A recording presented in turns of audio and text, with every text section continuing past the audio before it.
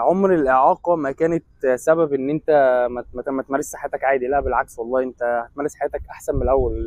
هتبتدي إن أنت ما تيأس، إن أنت تشتغل على نفسك، وإن أنت توصل لأهداف أنت تحطها قدامك وتحط خطط قدامك إنك توصل لها.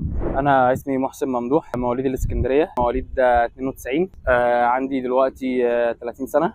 لعبت فولي بول طايرة جلوس، ولعبت سباحة، والحمد لله بفضل ربنا سبحانه وتعالى انضميت لكرة القدم لذوي الإعاقة الواحدة، وانضميت لمنتخب مصر، والحمد لله رب العالمين.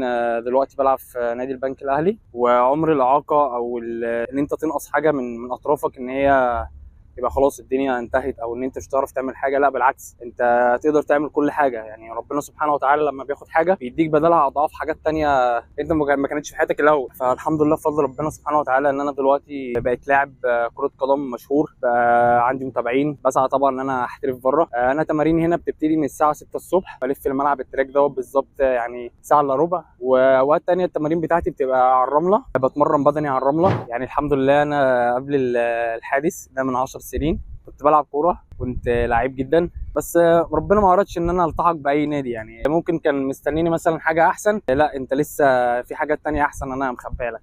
فحصل لي موضوع الاصابه، وكملت بقى عشان عرفت ان في كره قدم، وعرفت ان في دوري قوي جدا في تركيا وفي هولندا، والحمد لله عندنا في مصر في دوري، وبنسعى ان شاء الله ان هو يكون من احسن الدوريات في العالم باذن الله. يعني بعد الحادثه ربنا زي ما قلت لحضرتك، وعسى ان تكرهوا شيئا وهو خير لكم. يعني الحادثه حصلت لي من هنا، التحقت بمنتخب مصر، مثلت منتخب مصر. الحمد لله شاركت اول موسم السنه دي مع نادي البنك الاهلي. شرف كبير طبعا ان انا انضم ليه، وسعيد جدا بوجودي معاه. وحابب اشكرهم برضو لان هم دايما فاتحين لنا الملاعب، ودايما بيجتهدوا ان هم يوصلونا لاعلى مرحله جوه الملعب وبره الملعب.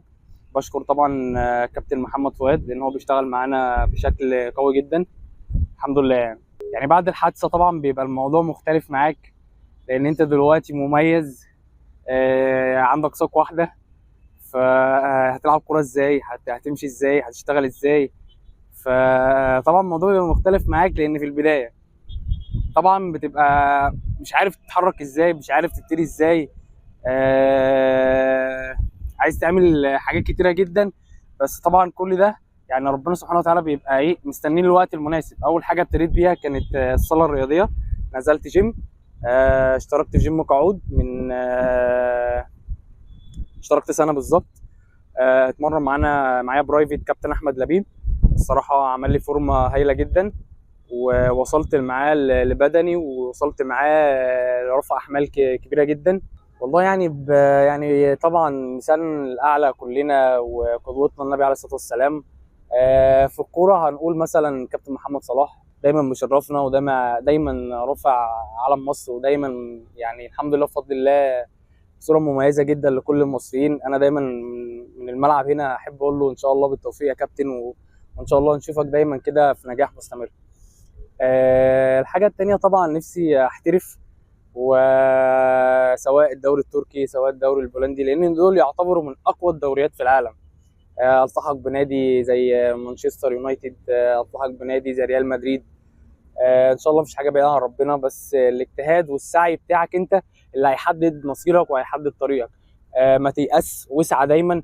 الباب اللي انت بتسعى عليه النهارده ممكن ما يجيلكش في وقتها، بس هيجيلك بعد كده باضعاف مما تتخيل اللي انت كنت بتسعى عليه. لا ده ربنا هيكرمك ده، لان ربنا سبحانه وتعالى حدثنا دايما في القرآن الكريم: وما يلان الانسان الا ما سعى وان سعيه سوف يرى. فدي حاجه كبيره جدا ان ربنا سبحانه وتعالى بيحدثنا وبيطمنا، عمره ما هيخذلنا ابدا. حتى لو خذلك العباد كلهم ووقفوا ضدك، ربنا سبحانه وتعالى معاك، ما فيش حاجه هتقدر تغلبك باذن الله.